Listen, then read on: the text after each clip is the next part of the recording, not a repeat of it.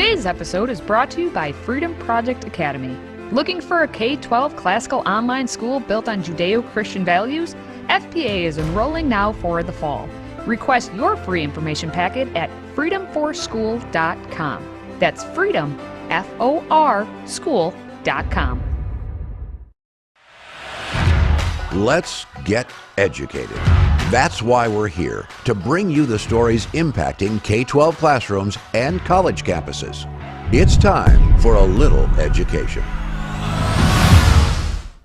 Well, hello everyone. I am Katie Patrick, joined today, as always, by David Fiorazzo. Now, before we get started, just a quick shout out to Freedom Project Academy, all about Freedom Project Academy. It is our K-12 Judeo-Christian online school. Now, every day on this show, we are talking about the problems impacting public schools across the country, but it's also important that we offer solutions, okay? We can't just be sitting here talking about the problems, which there are many. We offer solutions. Freedom Project Academy is our greatest response to fighting this nonsense.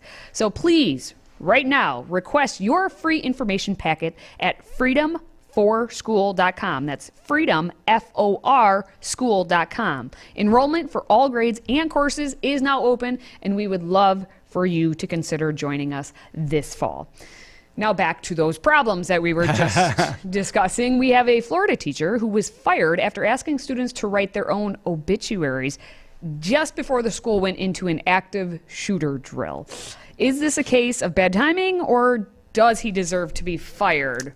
What shall we say about this one? This was interesting. I had a lot of different thoughts from different angles. And one of the things I thought, oh no, when I saw the headline, I thought, oh, he's probably going to be one of those, ban the Second Amendment, right, to get the gun, free zones and all that. But no, this guy's name is Jeffrey Keene, and this was a high school assignment. He was fired just hours after instructing students to write down their obituaries. And he said he did nothing wrong. He doesn't regret the lesson plan. So here's what he did. He gave this controversial assignment to 11th and 12th graders. And that was at the Dr. Phillips High School in Orlando. He asked students in the first period classes, the timing of this is interesting because by what period he was gone? By second period, things happened, and by the end of the day, boom. Yeah, gone. He was gone by the end of the day. But he was having them write their obituaries. Now, I want to stop right there before we continue, because I think it's something that kids really don't think about and talk a lot about. As they say, 10 out of 10 people die, unless you're Jesus, and then you are resurrected after you die. Yes. Yeah. So, but just go on ahead.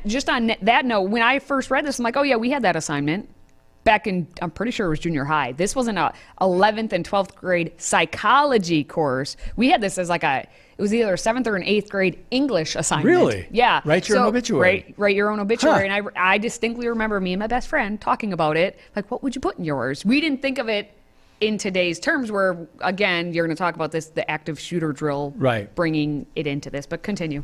Okay, well, so we have a lot more to say about this, but we want to watch this video first, and we'll come right back. Do you regret doing the lesson? No. Would you do it again? Absolutely. Psychology teacher Jeffrey Keene is talking about a school safety lesson he gave to students at Dr. Phillips High that got him fired. Listen to this message from the principal. Today I was made aware of a teacher who gave an inappropriate assignment about school violence. But Keene says it wasn't inappropriate. There was going to be an active assailant drill in school, and he thought he could tie it into a psychology lesson.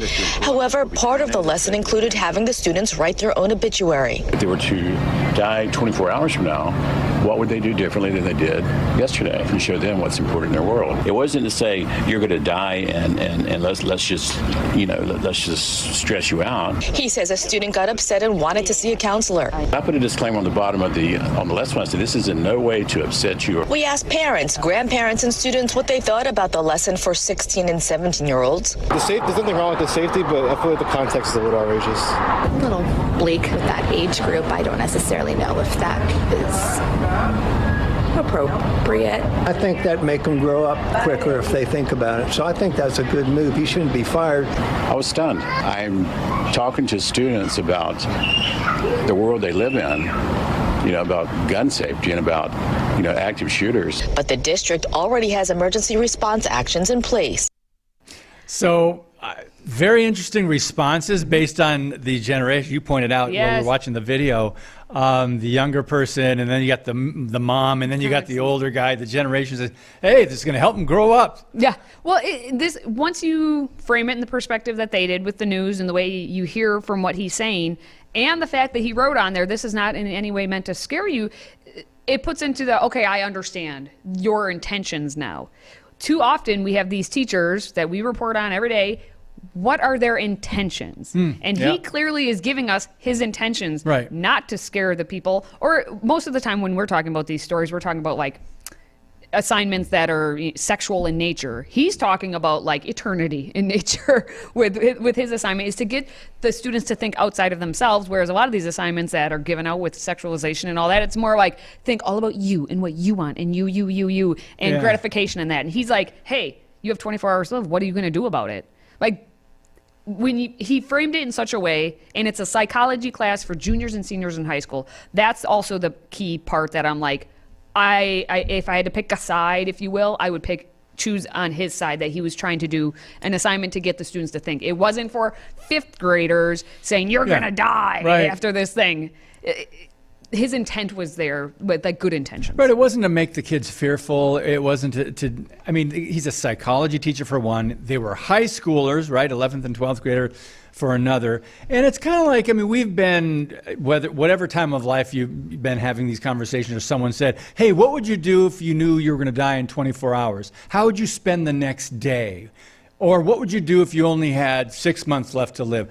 They're just these are philosophical thoughts to think about. And to be fair, raise your hand if you've been on Facebook or whatever and taken one of those BuzzFeed quizzes where it says, choose your last meal based on this or that or if you were on death row. If you were on death row, choose a side, choose a snack, choose a drink, and we'll tell you what that means for you. Last meal, or give us your, horoscope sign or whatever it is, and we'll tell you what your death row meal is. We do these things all the time, and we don't think of them as like, oh, the boogeyman's coming to get you.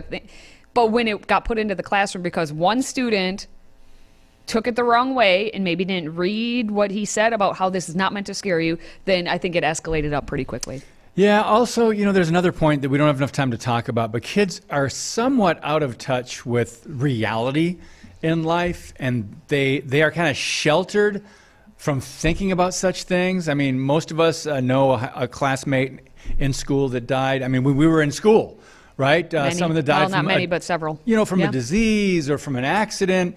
And if kids have, they can be shocked. But he said if they died 24 hours from now, what would they do differently than they did yesterday? And it's just to get them to think about the value of time, the value of life, really. So, and I don't know much more than what the interviews and the articles say, but I don't think it was wrong. And that's our 2 cents here. I think we're kind of siding on come on, are we going to keep kids sheltered forever when they're in the 11th and 12th grade? Only on things that matter, but sexualization, we're all about not sheltering them at all. Right. So that's our 2 cents, though. That's right. Still to come, though, you thought having students write an obituary before a shooting drill was bad, but just wait until you hear about a book being challenged in public high school libraries or public school libraries that encourages students to shoot their teachers, complete with graphic illustrations. That's next.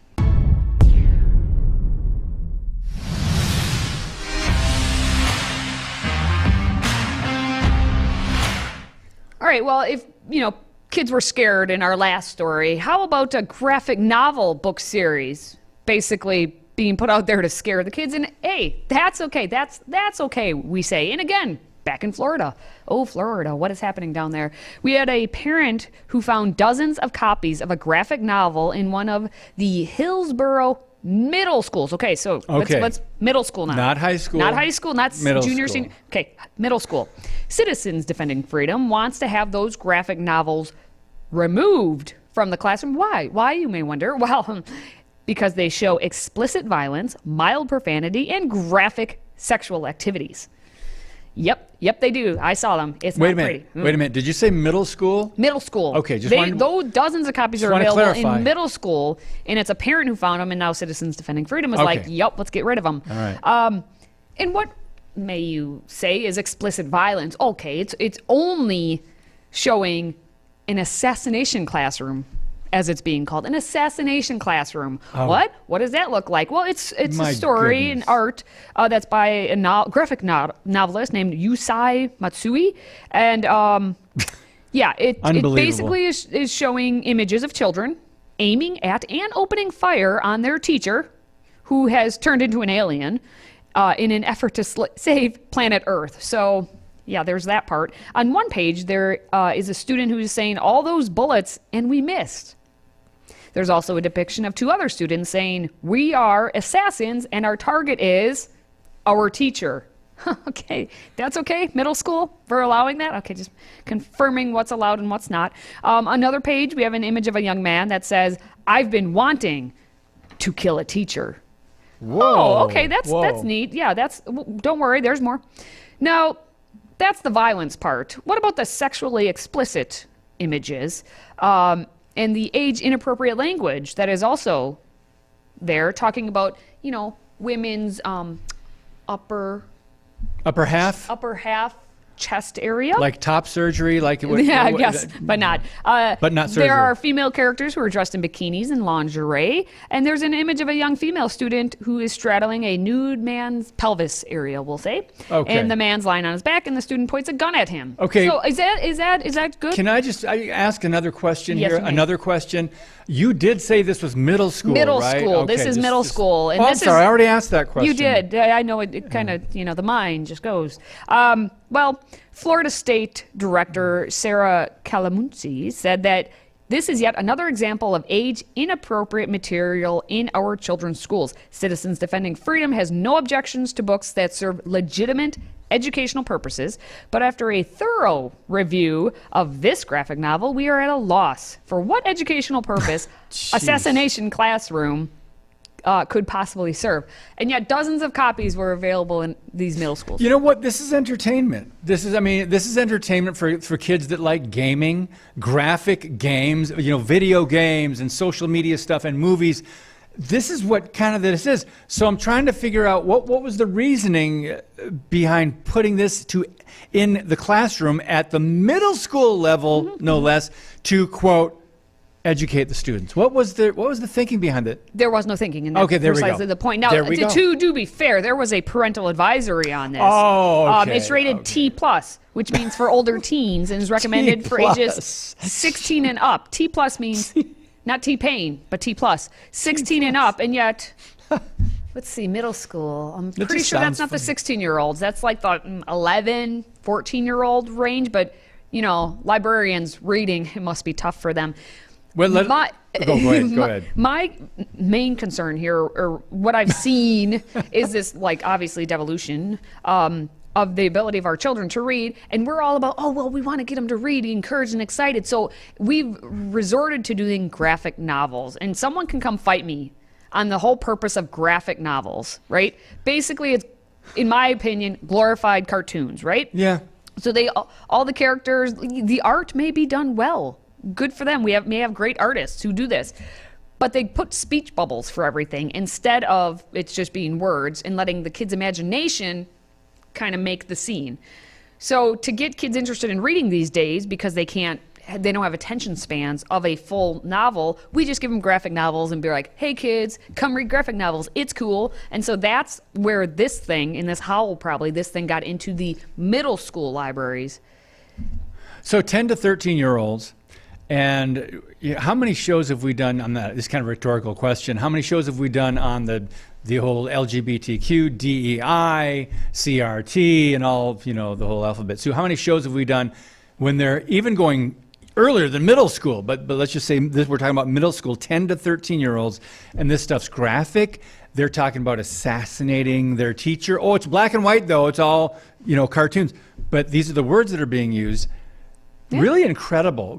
I don't know what. This is what we're resorting to, the dumbing down of America. But hey, when we come back, just when you think that you've heard it all, hey, Back in Florida, we have a teacher who was arrested for allegedly arranging her own fight club for 6th grade girls. We're going down the age bracket now. Right. Yep, she arranged this fight club, supposedly, in her own classroom. So we're going to talk about it next. Today's show is sponsored by our friends at MyPillow. Save up to 66% on pristine quality bedding, towels, slippers, signature pillows, and much more when you use the code EDUCATED. That's EDUCATED. Educated. Support this show and a great American company.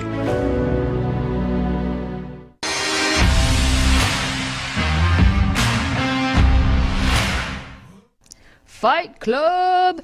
David. Yes. What's the first rule of Fight Club? I'm not sure. I'm not either, except I do know it. I have not seen the movie, but I know the first rule is to not ever talk about Fight Club. We're going to talk about Fight Club instead. We're breaking the first rule. Okay. Just like the teacher involved here broke the first rule of safety, I guess, for her students. We have a teacher in Florida who allegedly helped facilitate a fight club in her classroom. Now she's facing criminal charges for contributing to the delinquency of a minor in connection with those fights. And this is all according to the Leon County Sheriff's Office. We have Angel Drew Footman, age 23, who was then a 6th grade teacher at Griffin Middle School, who allegedly allowed students to fight in her classroom during school hours, according to a press release from the Leon County Sheriff's Office. Now, the Tallahassee Democrat, the newspaper, reported from an affidavit by the Leon County Sheriff's Office Detective Hannah Perry that said she, meaning Footman, made statements such as 30 seconds, no screaming, no yelling, no phones. And she even asked 2 of the girls whether they wanted to come back during her 6th period, planning period, to run it back, fight again. Allegedly. Now, it's a sworn affidavit. The affidavit also stated that the fighters informed me, the detective there, that Footman asked them whether they wanted to have a friendly fade before the fights began. And I have no idea what that means, and I didn't care to look Fight it up. Club terminology? Maybe friendly a friendly fade. No. Oh, gosh. David. Yes. If you hear this story of a 6th grade teacher who looks like a high school student. Who looks like she 23. I think it was her first year, they said, and her last. If you hear that a teacher is facilitating fights in a classroom, I guess what do you think the parents are going to think of this? Are they hey, this is great, my teacher's getting involved in caring about my students, or what do you think their thoughts are? I'm sure she has their highest, their education in mind. That's the best interest. But maybe there was a math lesson in there as well. Clearly, physical education is being done during that. Let's check out the video, and we'll come back and talk about it. Yeah, it's really scary. It makes me not want to put my child in that school. Kirsty Henry's oldest daughter is a 7th grader at Griffin Middle School. She says her daughter told her about fights that were happening between students in one of the teacher's classrooms. Court documents show that Griffin Middle School teacher Angel Footman allowed 3 fights between 6th grade students in her classroom at the end of March. This is completely out of left field. Something like this has never really taken place on a Leon County School campus. Leon County spokesperson Chris Petley says the district was notified of the fights after administration reported videos of them to the school resource deputy. According to documents, students say the fights were pre-planned, and Footman told them 30 seconds, no screaming or yelling, and no phones. Footman also does not intervene or attempt to stop the fights, call for help, or leave the classroom to get help.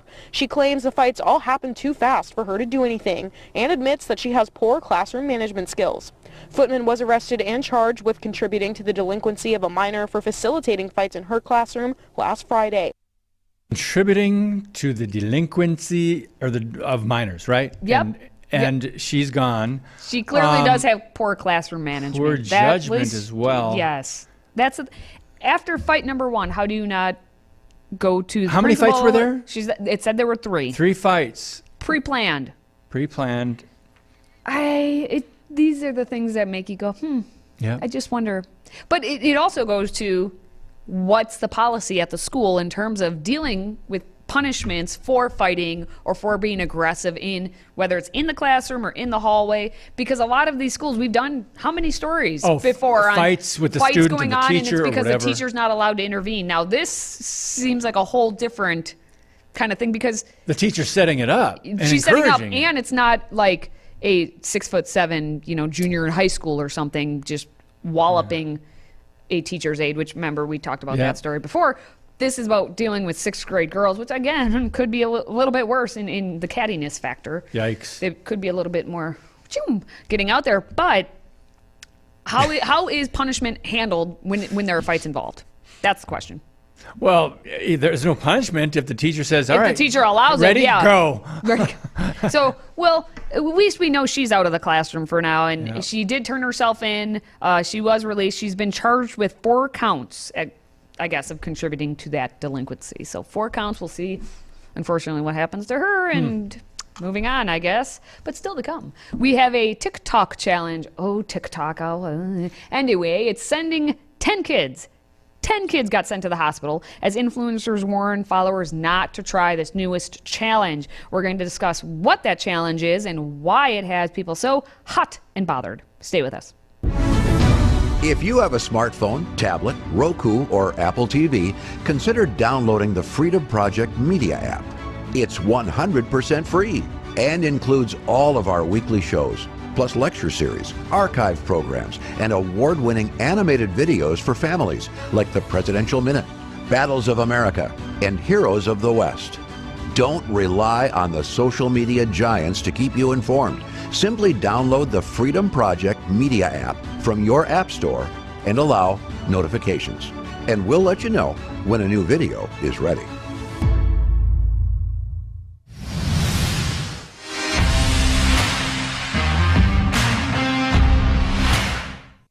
All right, guys, this one's kind of spicy. The TikTok challenge that sent 10 kids to the hospital. What on earth could it have been? Well, it's a bubble gum that's got all kinds of stuff in it. There it is right there. Cajuns Trouble Bubble. Warning, extreme danger, caution. Jeez. So they made this stuff and put the packaging on it, and I just want to hear what they have to say and describe it. Watch this. It was something that you see in like a horror movie. Honestly, it just kind of felt like these kids had been under attack. Kathleen Woodard describing a scary situation to Western Mass News. On Tuesday, she received a call from Dexter Park Elementary School to pick up her 9-year-old son Michael after he ate an unknown food. She found him at the school vomiting. I walked in and kids were crying. They were just lined up down the hall in the front hall area. Like their hands were red, their faces were beet red, and they were crying, saying it hurt. Some of them were like a deep red. It was determined several students, including Michael, were having a reaction to an extremely hot bubble gum brought out to recess by a student. Measuring at 16 million Scoville units, it nearly equals eating pepper spray. The Southborough Police Department taking to Facebook to warn parents about the gum, known for being part of a viral TikTok challenge, where contenders try to blow a bubble. But Kathleen tells us you don't have to chew the gum to feel the burn. Nobody knew what they were dealing with. Nobody had heard of this. The doctor fingers started burning from examining him. So 10 kids hospitalized. Elementary kids at that, too. Oh, my goodness. See, and this is when it gets to this type of level of Idiocy, yeah. TikTok challenges, and this is what makes me say TikTok should be banned everywhere, forever and always, is when this type of stuff happens. Like the Tide Pod challenge. The Cinnamon challenge was just a funny one, but when you're getting to the point where these kids are being like hospitalized, and as the mom said, it looks like a horror show, like a horror movie or whatever, we're crossing the, it's fun to have a challenge and have the kids try and, see what silliness happens. This is dangerous. This is life-threatening at this point. And the fact that one elementary student started this all because that one elementary student is the one who saw it on TikTok somewhere, right. And then, hey, good idea. Let's buy some and bring it to school. But I wonder how that kid actually got a hold of it, too. That's the other question. I guess he had to order it. I'm sure it's not available at the local store, but this is It was brought to recess by a student, so I guess they didn't do it in class. But the gum contains pepper extract measuring at 16 million Scoville heat units. Now, I don't know what that means, but that sounds like a lot, and it sounds really hot. Yeah, okay, just... It's like pepper spray. Frame of reference, because if you just look up on Google Scoville units, like people take like hot challenges, like a ghost pepper challenge, or, a jalapeno. jalapeno, habanero, any of that, like you're talking a couple 100,000, getting up to like 1 million Scoville units. We're at 16 million with this thing. So this is like beyond eating anything. As she said, it was almost like pepper spray. But hey, don't take our word for it. Let's take a look at one mother and daughter who decided to try it, and I guess you'll see the results. So my mom reached out to this company, and it's the Trouble Bubble gum, and it's a challenge. I've seen it all over TikTok, so I'm like, people hey, told us to do it. I'm kind of nervous. It's 16 million Scoville units in a single piece, which that is like the hottest you can get. This is the hottest gum in the world, I'm pretty sure. And we have to chew it until we can blow a bubble. Gosh, who could blow a bubble first? Okay, my tongue. I could.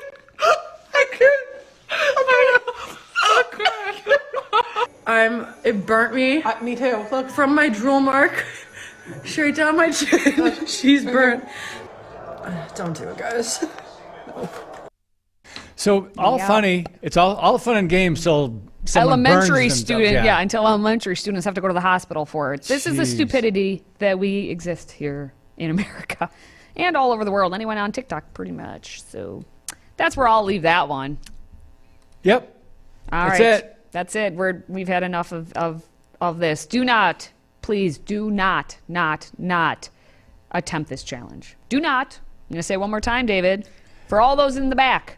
Do not attempt this challenge. Yeah, I'm wondering if they're going to take that product off the market now, or if there will be lawsuits, depending on how bad some of those. Or, well, yeah, I mean, you know, we're free market society. You can buy it. It's a matter of parents, watch your children. Make sure they're not. How did that kid get access to it? But and anyway, please teach them common sense. Please. All right. Well, if you're a fan of the show, please, hey, like, comment, share the video. Let everyone know not to do this challenge, please. Now, for David and myself, thank you for watching. Thank you for listening. And thank you for supporting what we do. Until next time, stay educated.